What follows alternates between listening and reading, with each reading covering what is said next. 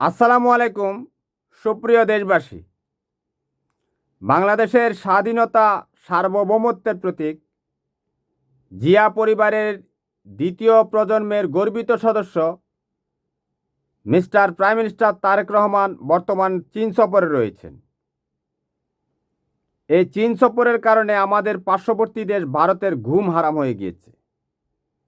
তারা স্বপ্নের মধ্যেও আটকে উঠছে, কারণ স্বপ্নে তাদের স্বপ্নদোষ হচ্ছে, তো বিভিন্ন রকম দুশ্চিন্তা করছে। কথা বুঝতে পেরেছেন? এ কারণেই, কারণ তারা শুভ কিছু চিন্তা করে না, ভালো কিছু চিন্তা করে না। কথা বুঝতে পেরেছেন? এটা হচ্ছে তাদের সমস্যা। মানুষের মস্তিষ্ক যদি স্থিতিশীল থাকে, ভালো মনের মানুষ হয়, তাহলে তো এত কিছু চিন্তা করার দরকার ছিল না। শোনা যাচ্ছে বাংলাদেশের মিস্টার প্রাইম মিনিস্টার তারেক রহমানের সাথে চীন সরকারের সাথে অত্যাধুনিক যুদ্ধবিমান জে-10C সেটা কেনার একটা চুক্তি সম্পাদিত হবে। চীনের এই অত্যাধুনিক জে-10C পাকিস্তান পেয়েছে, পাকিস্তান কিনেছে, এরপর দ্বিতীয় দেশ হচ্ছে বাংলাদেশ।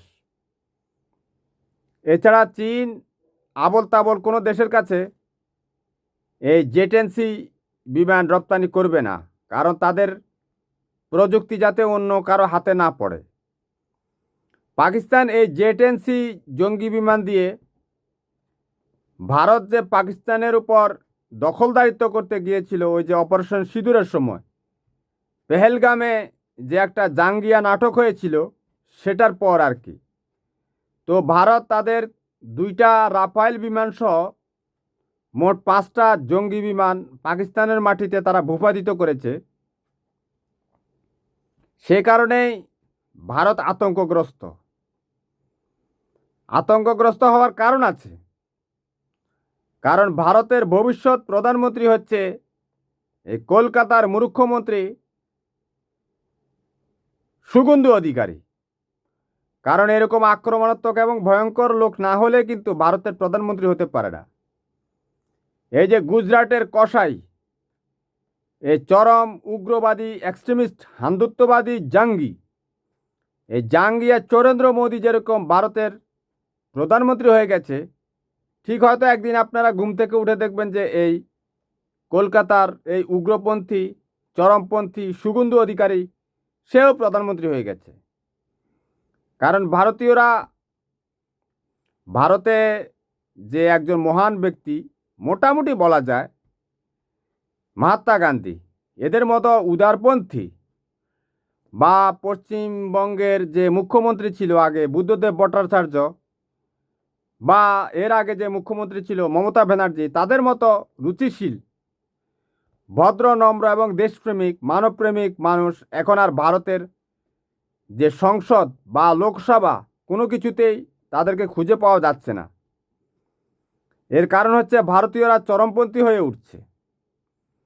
আপনারা জেনে থাকবেন, এই যে কলকাতার মুখ্যমন্ত্রী শুভেন্দু অধিকারী, মমতা ব্যানার্জি যখন মুখ্যমন্ত্রী ছিল সেই সময় এই শুভেন্দু অধিকারী বলেছিল সে বাংলাদেশে 2টা রাফায়েল বিমান পাঠিয়ে দিবে। এখন ভারতীয়রা ওই যে স্বপ্নদোষ হচ্ছে, দুঃস্বপ্ন হচ্ছে, তারা তো বাংলাদেশে রাফায়েল বিমান পাঠাবে। এখন যে রাফায়েল বিমানকে পাকিস্তান ওই চীনের জে-10C দিয়ে চ্যাংদোলা করে আকাশ থেকে মাটিতে নামিয়ে এসেছে, এখন ওই কারণে তারা চিন্তিত। অথচ আমরা এই রাফায়েল বিমানের বিপরীতে কিন্তু এটা কিনছি না। আমরা এই জে-10C কিনছি, আকাশে আমরা হাওয়া খেতে যাব।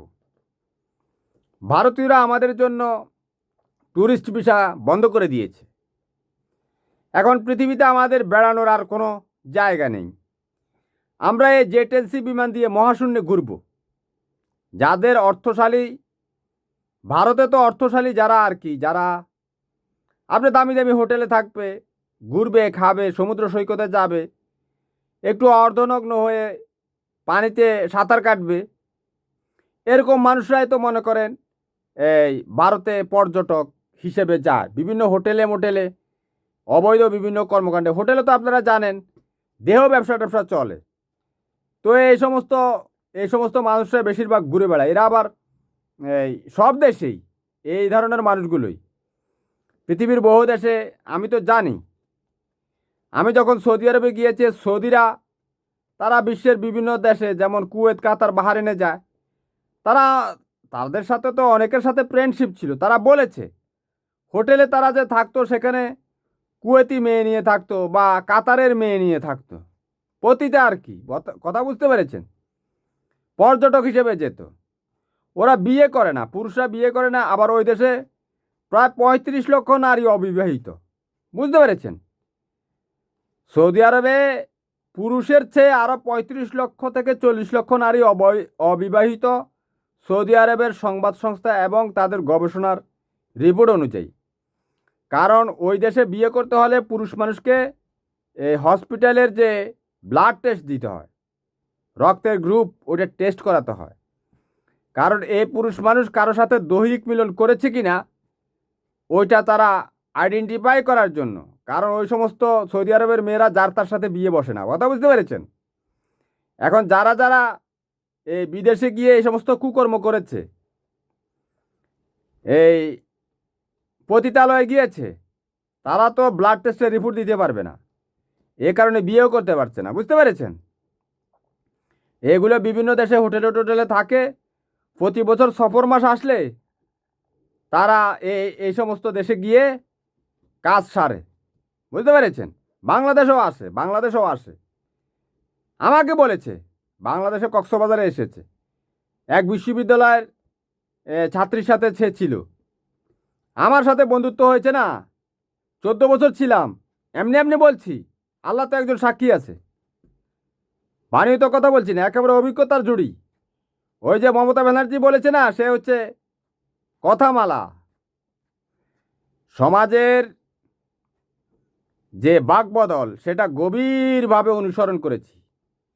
আস্তে আস্তে আপনাদের সাথে শেয়ার করব। বুঝতে পেরেছেন? তো আমরা এখন ভারতে যেতে পারছি না, ভারতে কেউ যাচ্ছে না। আর কোনো ভদ্র, রুচিশীল, আত্মসম্মান রয়েছে, মর্যাদা রয়েছে, সে সমস্ত মানুষ ভারতে সফরে যাবে না। আমরা চীন থেকে যে টেন্সি কিনছি সেটা দিয়ে আমরা আকাশে মহাশূন্যে ঘুরিয়ে বেড়াবো। যাদের টাকা আছে আমরা তারা সবাই বিশ্ব ব্রহ্মাণ্ড ঘুরব, কোনো মাটিতে ল্যান্ড করব না। এই জন্য আমরা যে টেন্সি কিনছি।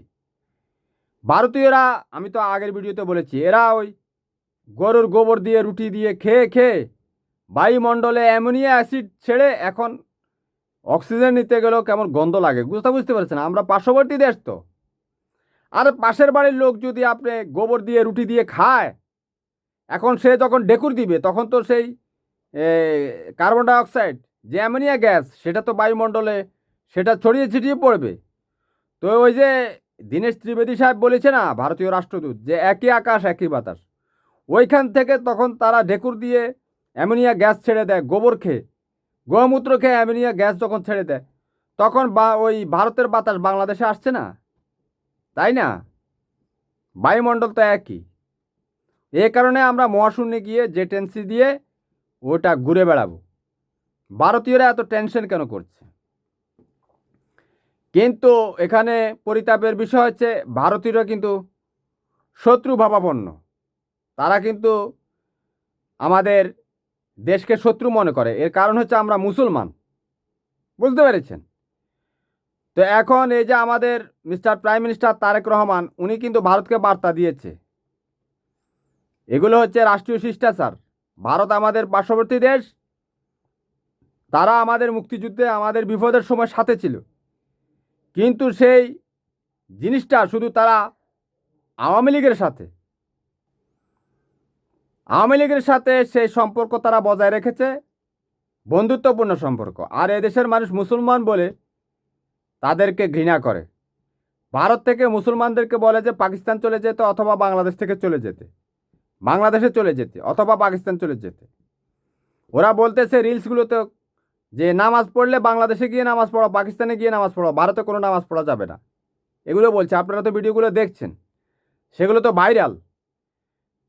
তাহলে যারা তাদের দেশের এত বড় একটা দেশ, প্রায় 32.5 লক্ষ বর্গ কিলোমিটারের একটা দেশ, হ্যাঁ, আমরা 1,44,000 বর্গ কিলোমিটারের দেশ, সেখানে আমরা এই 18 কোটি মানুষের মধ্যে প্রায় 16 কোটি মানুষ, জুমার নামাজের দিন তো সবাই আমরা 16 কোটি মানুষ নামাজ পড়তে যাই না? 1,44,000 বর্গ কিলোমিটার এলাকার জায়গার মধ্যে 16 কোটি মানুষ নামাজ পড়তে পারে, অথচ ভারত 32.5 লক্ষ বর্গ কিলোমিটারের দেশ, প্রায় প্রায় 32.5 লক্ষ বর্গ কিলোমিটার, সেখানে 16-17 কোটি মানুষ নামাজ পড়তে পারবে না। তাদেরকে পাকিস্তানে গিয়ে নামাজ পড়তে হবে, বাংলাদেশে গিয়ে নামাজ পড়তে হবে। এই ধরনের কথা তারা বলছে। এতটা অসভ্য, এতটা হীন তারা, কথা বুঝতে পেরেছেন? তো এখন এই ভারত কি বাংলাদেশের প্রাইম মিনিস্টার তারেক রহমানের সফরকে ব্যর্থ করে দিতে পারবে?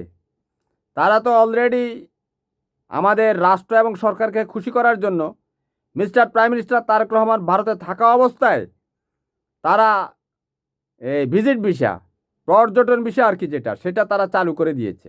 গত 2 বছর বন্ধ ছিল, বুঝতে পেরেছেন? হিসেবে তো আমরা ভারতেই সফরে যাওয়ার কথা ছিল, পার্শ্ববর্তী দেশ।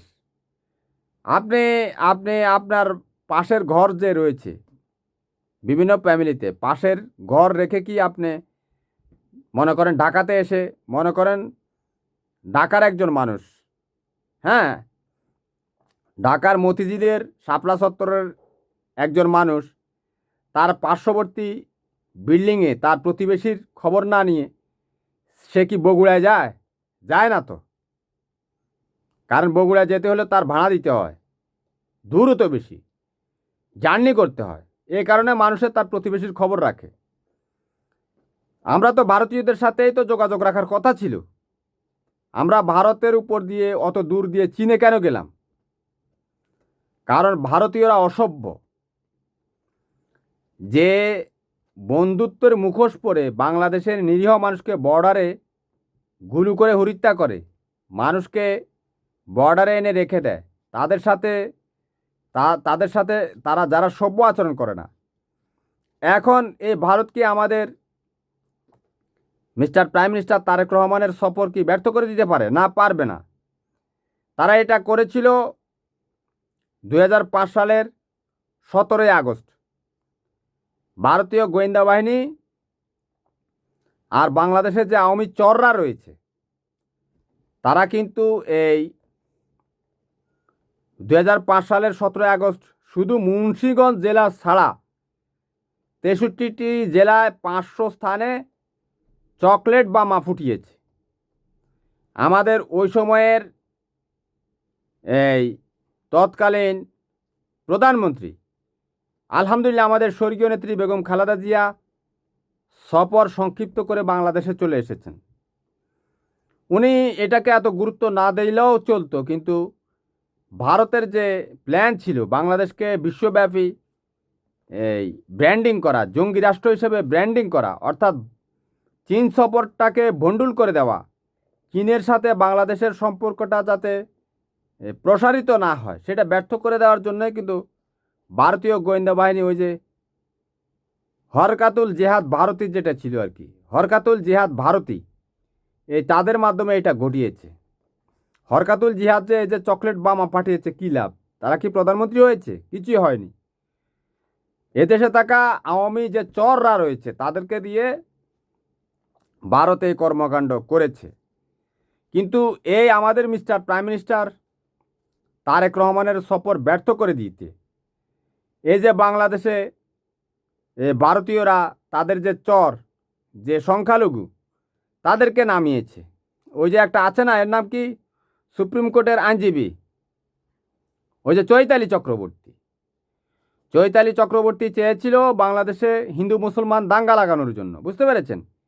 সে যে সমস্ত আপত্তিকর কথা বলেছে, বাংলাদেশে হিন্দুদের জন্য আলাদা প্রদেশ, আমরা এতদিন মিলেমিশে ছিলাম না? ছিলাম তো। কিন্তু চৈতালি চক্রবর্তীরা এরা ভারতের চুপা এজেন্ট, কথা বুঝতে পেরেছেন? তাদের সেই হীন উদ্দেশ্য ব্যর্থ হয়েছে। বাংলাদেশের মুসলমানরা শান্তিপ্রিয়, বুদ্ধিমান, বুদ্ধিদীপ্ত, রুচিশীল ব্যক্তিত্ব সম্পন্ন। তারা ওই যে হানাহানি এগুলো পছন্দ করে না, ঠিক আছে? কারণ তাদের মধ্যে মনুষ্যত্ব রয়েছে, মানবতা রয়েছে, মানবতাবাদী। যারা 5 আগস্ট 2024 সালে বাংলাদেশের মানুষকে রক্ষা করার জন্য রাস্তায় নেমে এসেছিল, তারা এ সমস্ত দাঙ্গা হাঙ্গামা এগুলো পছন্দ করে না। তারা মরবে কিন্তু মারবে না। বাংলাদেশের মুসলমানরা এমন। আপনারা তো জানেন এই যে ইসকনের সদস্যরা এই চট্টগ্রামে আইনজীবী আলেপকে কত নৃশংসভাবে হত্যা করেছে। যে সমস্ত শব্দগুলো কমিউনিটি গাইডলাইন্সের কারণে বলাও যায় না, এগুলো বলার কারণে আমার অনেক ভিডিও স্ট্রাইক দেওয়া রয়েছে, বুঝতে পেরেছেন? তা আপনারা বুঝে নিন। তারপর ওই যে মানে একটা দাঙ্গা লাগানোর প্রয়াস আর কি। দাঙ্গা লাগালে ভারতের একটা সুবিধা হবে, তারা সেই উদ্দেশ্যে বসে আছে। তারা অলরেডি জোবড়া সহ বিভিন্ন এলাকায়, ভারতের জোবড়া আর কি, ওই সমস্ত এলাকায় নতুন করে কয়েকটা ক্যান্টনমেন্ট বানিয়েছে, কয়েকটা বিমানবন্দর বানিয়েছে। তারপরে সীমান্তের আশেপাশে যে রোডগুলো, সেগুলোতে তারা বিমান উড্ডয়নের জন্য, বিমান উঠানামা করার জন্য, টেক অফ করার জন্য এই রাস্তাগুলোকে বিমান চলাচলের অনুপযোগী করে রেডি করে রাখছে। কথা বুঝতে পারছেন? তো আমরা শান্তিপ্রিয়, আমরা চাচ্ছি যে ছোটোখাটো বিষয় নিয়ে সংখ্যালঘু ভাইদের সাথে আমাদের দ্বিমত হচ্ছে, সেটাও কিন্তু আসলে এই খুবই আপত্তিকর। এ সমস্ত ছোটোখাটো বিষয়ে হিন্দু ভাইরা তাদের মূর্তি পূজা করবে, আমরা মুসলমানরা নামাজ পড়ব, মসজিদে যাব, এটাই তো ধর্মীয় সহনশীলতার পরিচয়।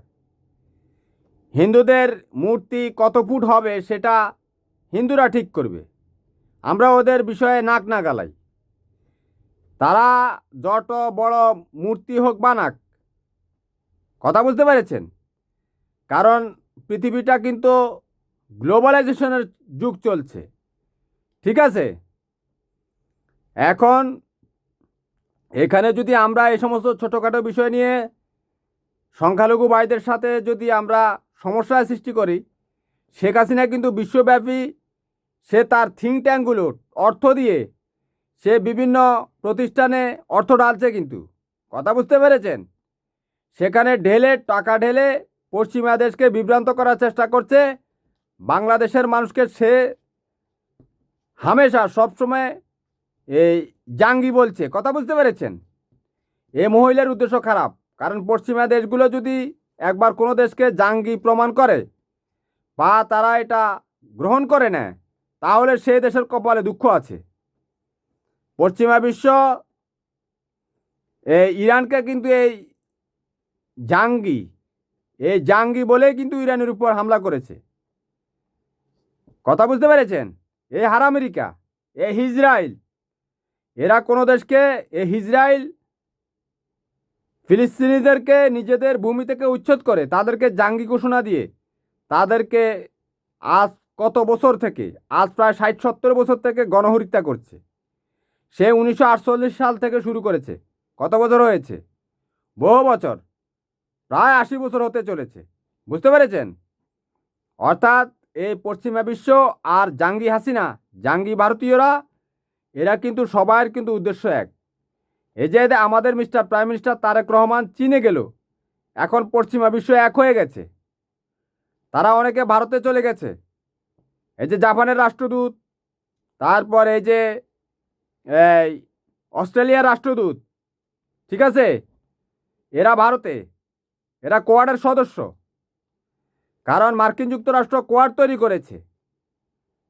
মার্কিন যুক্তরাষ্ট্র, জাপান, ভারত, অস্ট্রেলিয়া, এরা হচ্ছে কোয়াডের সদস্য। এরা সবাই জোটবদ্ধ হয়েছে চীনের বিরুদ্ধে। শেখ হাসিনা কিন্তু এই কোয়াডের সদস্য, আপনাদেরকে মনে রাখতে হবে। তারা এখন চাইবে আমাদের প্রাইম মিনিস্টার তারেক রহমানের ক্ষতি করার জন্য। আপনারা সবাই সর্বশক্তি দিয়ে এটাকে মোকাবেলা করবেন, যে যার অবস্থান থেকে যেমনে পারেন বিএনপি, যুবদল, ছাত্রদল করেন, জামাত, শিবির, যে দলই করেন, এই কোয়াড এবং হারা আমেরিকাকে এটা মনে রাখতে হবে, চীনের সাথে তোমরা কি করবে সেটা তোমরা করো, আমাদেরকে টানাটানি করার দরকার নাই। সেটা তোমরা ভারতে চীনের সাথে যুদ্ধ করেছে 1962 সালে, ঠিক আছে? আমরা তো আর চীনের সাথে যুদ্ধ করিনি। আমরা তোমাদের যুদ্ধের এলাই কেন হবে? তোমাদের সাথে আমাদের সাথে শান্তিপ্রিয় সম্পর্ক থাকবে। ভারতীয়রা আমাদেরকে এখানে টেনে রাখছে। এই কোয়াডের সাথে শেখ হাসিনাকে ক্ষমতা রেখেছে এই কারণে, চীনের সাথে সে চড়া মূল্যে সুদ নিবে। চীনকে সে তিস্তা ব্যারেজ দিবে না। তিস্তা ব্যারেজ দিলে এই ভারত আপত্তি জানিয়েছে। চীন সেখানে গবেষণা করেছে কোথায় তিস্তা ব্যারেজ কীভাবে করতে হবে, গবেষণার রিপোর্ট সব জমা দিয়েছে চীন। কিন্তু শেখ হাসিনা তিস্তা ব্যারেজের কাজ দিতে চেয়েছিল ভারতকে। সেখানে ভারত বিদ্যুৎ কেন্দ্র তৈরি করে তারা অর্থ লগ্নি করবে, এই ব্যারেজের টাকা সুদ হিসেবেও নিবে, পানিও বন্ধ করবে, আবার বিদ্যুৎও বিক্রি করবে। কথা বুঝতে পেরেছেন? এই ভারতীয় এজেন্ট শেখ হাসিনা, সে আমাদেরকে কোয়াড মোয়াডের মধ্যে পেলে এখন হারা আমেরিকা কিন্তু উল্টাপাল্টা ঘুরতেছে। হারা আমেরিকার যে রাষ্ট্রদূত, ও কিন্তু উল্টাপাল্টা ঘুরতেছে। এরা কিন্তু বিভিন্ন রকমের খেলা খেলে। এই হারা আমেরিকা যদি বাংলাদেশের মানুষের পক্ষে থাকতো, তাহলে ওই যে চোর একটা আছে না, জয়, তাকে আমেরিকাতে কেন রাখছে? এরা এই সমস্ত ডোলের এই পাশেও বাড়ি দেয়, ওই পাশেও বাড়ি দেয়, নিচেও বাড়ি দেয়, সাইডেও বাড়ি দেয়। এই হারা আমেরিকার কাজ হচ্ছে এটা। হারা আমেরিকা যদি আমাদের সাথে এগুলো করে, এই সমস্ত খেলা খেলে, আমরা কিন্তু তোমাদের কাছ থেকে ওই যে 25টা যে বিমান কিনবো বলেছি, প্রায় 40,000 কোটি টাকা দিয়ে 40,000 কোটি টাকার বিমান কিনবো, সেটা কিন্তু কিনবো না, ঠিক আছে? ফাইজলামি করার কোনো দরকার নেই। ভারতের পক্ষ হয়ে কোনো কাজ করা চলবে না। চীনের সাথে আমাদের সম্পর্ক হচ্ছে অর্থনৈতিক সম্পর্ক, ঠিক আছে? চীনের সাথে তো আমরা জোট করতে যাচ্ছি না। হারা আমেরিকা এখন আমাদের প্রাইম মিনিস্টার তারেক রহমানের চীন সফরের কারণে তারা প্রতিশোধ নিতে পারে। ভারত, চীন, অস্ট্রিয়া, জাপান, তারা এখন ক্ষিপ্ত হবে, তারা পরাশক্তি। সাথে যোগ দিয়েছে ইসরায়েল। ইসরায়েল অলরেডি বলে দিয়েছে বাংলাদেশে হামাসের ঘাঁটি রয়েছে, অর্থাৎ সে আইডেন্টিফাই করে দিচ্ছে। ইসরায়েল এই নিকৃষ্ট দেশটি, যেখানে হামাসের ঘাঁটি থাকবে সেখানে সে হামলা করবে। সে এখন পাকিস্তান আর বাংলাদেশকে টার্গেট করেছে, কারণ সে পরাশক্তি। বিশ্বের সমস্ত প্রযুক্তি তার কাছে রয়েছে। তার কাছে শুধু প্যাট্রিয়েট বা মিসাইল না, সে যে আয়রন ডোম বানিয়েছে, তার দেশের ভিতরে কেউ ক্ষেপণাস্ত্র মারতে পারে না। সে ওইটা আকাশের মধ্যেই সে ওইটা ধ্বংস করে দেয়। কম্পিউটার নিয়ন্ত্রিত, স্যাটেলাইট নিয়ন্ত্রিত, ভূমিতে থেকে সে ভূমিটাকে একেবারে মাছের জালের মতো নিরাপত্তা বেষ্টনী দিবে। অর্থাৎ আপনার ওই সীমানার ভিতরে কোনো কিছু ঢুকার সাথে সাথে 1 মিনিটের ভিতরে সে ওইটা আইডেন্টিফাই করে ফেলবে। পাল্টা ক্ষেপণাস্ত্র, অর্থাৎ এই দেখেন, আমি আপনাদেরকে দেখাই। এই ধরেন একটা দেশ থেকে এইভাবে একটা ক্ষেপণাস্ত্র আসছে, এই ইসরায়েল এইভাবে সেটাকে মেরে দিবে। বুঝতে পারছেন? অর্থাৎ সে রাডারের মাধ্যমে, জিপিএস সিস্টেমের মাধ্যমে আকাশের ভিতরে যদি এই ক্ষেপণাস্ত্রটা এইভাবে ঢুকে, সে তার ভূমি থেকে এইভাবে আরেকটা কম্পিউটার সিস্টেমে সেটা আইডেন্টিফাই করে ওই জায়গায় আঘাত করে ওইটাকে আকাশে বিস্ফোরিত করে দিবে। সেটা হচ্ছে ইসরায়েল। সে পরাশক্তি হয়ে যাওয়ার কারণে এখন সে পৃথিবীর বিভিন্ন দেশকে সে টার্গেট করছে। সে ইরানের মতো পরাশক্তির উপর সে হামলা করে বসে আছে। এরপর সে লেবাননে হামলা করেছে। সে তো পুরো মধ্যপ্রাচ্যে এই যে পুরো গাজা ফিলিস্তিনের, সে ওইটাকে মাটির সাথে মিশিয়ে দিয়েছে। শতকরা 80% ভবন সে ধুলার সাথে মিশিয়ে দিয়েছে। তাকে কেউ মারতে পারে না। ইরান কয়েক শত ক্ষেপণাস্ত্র মেরেছে, এর মধ্যে 2-3টা হয়তো তার দেশে গিয়ে হামলা করেছে। কথা বুঝতে পেরেছেন? কারণ ওই সে জর্ডান থেকে শুরু করে সমস্ত দেশে সে প্যাট্রিয়ট বসিয়েছে, সমুদ্রে প্যাট্রিয়ট বসেছে। এরপরে দেখা গেছে যে তার দেশের মধ্যে যেটা ঢুকেছে, ওই যে মানব জমিনে দেখলাম, বিল্ডিংয়ের মধ্যে পড়বে তার আগেই বিল্ডিংয়ের ছাদের উপরে সে ওইটাকে আয়রন ডোম দিয়ে বিস্ফোরিত করে দিয়েছে। অর্থাৎ কি একটা নিরাপত্তার চাদরে সে তার দেশটাকে ঢেকে ফেলেছে। এখন আমাদেরকে গভীরভাবে আমাদের দেশপ্রেমিক সেনাবাহিনী যাতে এটার দিকে নজর রাখে। আপনারা মনে রাখতে হবে, টাকা দিয়ে সব কিছু হয় না। আমার কাছে তো টাকা নেই। হ্যাঁ, টাকা দিয়ে কি হয়? সর্বোচ্চ খেয়ে মলত্যাগ, মলত্যাগের বেশি কিছু না। ঠিক আছে, দেশপ্রেম হচ্ছে সবচেয়ে বড় কিছু। আপনারা দেখেছেন ইরানি দেশপ্রেমিক সেনাবাহিনী, বিমান বাহিনী, নৌবাহিনী কীভাবে তাদের দেশকে রক্ষা করেছে। তারপর ভারতের অপারেশন সিঁদুর থেকে পাকিস্তানি সেনাবাহিনী, বিমান বাহিনী, নৌবাহিনী তাদের দেশকে কীভাবে রক্ষা করেছে। আপনাদেরকে যুদ্ধ না করলেও অন্তত রাষ্ট্রের যে সরকার, জনগণের পক্ষে থাকতে হবে। আমরা সেটা আপনাদের উপর প্রত্যাশা করি। আপনারা আমাদের দেশপ্রেমিক সংগঠন হিসেবে, আমরা যেহেতু আমাদের স্বাধীনতা সার্বভৌমত্বের প্রতীক মনে করি, আপনারা দেশের পক্ষে থাকবেন। আমেরিকা কিন্তু বিভিন্ন রকমের খেলা খেলে। ঠিক আছে, সে হয়তো বলবে যে সেনাবাহিনীকে জাতিসংঘ থেকে বের করে দেওয়ার একটা টোপ সে সবসময় ফেলে। এটা যদি সে সেনাবাহিনীকে বলে দেয়, তখন ওই সেনাবাহিনী কিন্তু গদি নিয়ে যায়। পৃথিবীর সব দেশে এগুলো ঘটে। আমাদের দেশপ্রেমিক সেনাবাহিনীকে আমরা বলতে চাই, দেশপ্রেমিক বিমান বাহিনী, নৌবাহিনীর কে আমরা বলতে চাই, আপনারা মাত্র 6,000 লোক এই শান্তিরক্ষী মিশনে কাজ করেন। এখন এই ভারত, ইসরায়েল, আমেরিকা, এই অস্ট্রেলিয়া আর এই জাপান মিলে যদি কোনো রকম চক্রান্ত করে, আপনারা সেটাকে প্রতিরোধ করে দিবেন। মাত্র 6,000 লোক আপনারা বিদেশে শান্তিরক্ষী মিশনে কাজ করেন। আমাদের কিন্তু চাকরি বাকরি কোনো কিছু নেই, আমরা না খেয়ে থাকি। তারপরও আমাদের এত দরকার নেই। এত খেলে কি হবে? মলত্যাগ হবে, বাস। কথা বুঝতে পেরেছেন? টাকা ব্যবসায়ও ইনকাম করে। আমরা প্রয়োজনে রক্ত বিক্রি করে আপনাদেরকে খাওয়াবো, কিন্তু এই দেশের স্বাধীনতার সার্বভৌমত্ব ভারতপন্থী কোয়ার্ডের মধ্যে দেওয়া যাবে না। আমেরিকা অনেক রকম খেলা খেলে। তারা আমাদের সাথে ছিল, সবসময় ছিল আমাদের পক্ষে। সে কথা বলেছে, কিন্তু সে তো শেখ হাসিনার পতন ঘটায়নি। শেখ হাসিনার পতন এদেশের মানুষ রক্ত দিয়ে পতন ঘটিয়েছে। আমেরিকা ইচ্ছা করলে শেখ হাসিনার পতন কয়েক ঘন্টা দিয়ে দিতে পারতো, কিন্তু তারা করেনি। ঠিক আছে, তারা ভেনেজুয়েলার প্রেসিডেন্টকে রাত্রে ধরে নিয়ে চলে গেছে। আমেরিকা, হ্যাঁ, কয়েক ঘন্টা লেগেছে। তাদের যে বুলডোজার বাহিনী, ওই যে আকাশপথে যেটা আসে আর কি, বড় বড় নৌবহর নিয়ে এসেছে। নৌবহর আমি ওটাকে বলি আকাশযান, দুঃখিত, আকাশযান নিয়ে এসেছে। এগুলো নিয়ে এসে কিভাবে তারা ওই ভেনেজুয়েলার প্রেসিডেন্টকে ধরে নিয়ে চলে গেছে। ইরানের প্রেসিডেন্ট, ইরানের যে আয়াতুল্লাহ খোমেনি, আজ 46-47 বছর থেকে সে ক্ষমতায়, যুদ্ধের প্রথম প্রহরে তাকে হত্যা করে ফেলেছে। আমেরিকা এটা করতে পারতো, সে শেখ হাসিনাকে কিছুই করেনি। সে ভারতের সাথে লিয়াজও করে শেখ হাসিনাকে গদিতে রেখেছে। যখন দেখেছে এই দেশের মানুষ রক্ত দিয়ে দেশ স্বাধীন করে ফেলেছে, তখন এই দেশের মানুষের সাথে তা দেওয়া শুরু করেছে।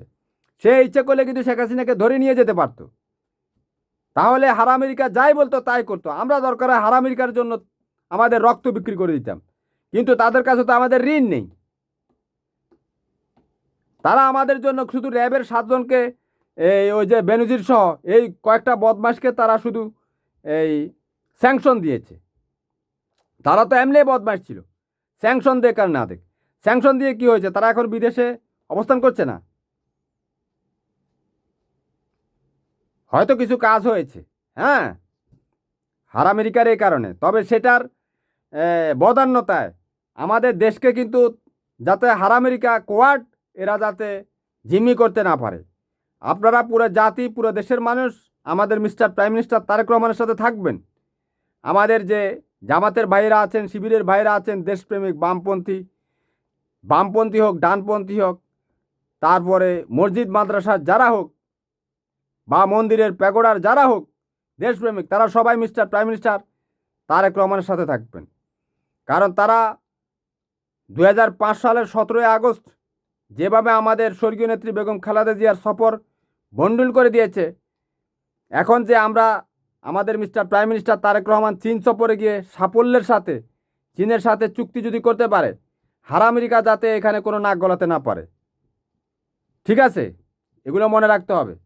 আমেরিকানরা কিন্তু এরা এই পিছনে পিছনে কাজ করে। এখন তারা বহু রকমের চেষ্টা চালাবে এই সম্পর্ক নষ্ট করার জন্য।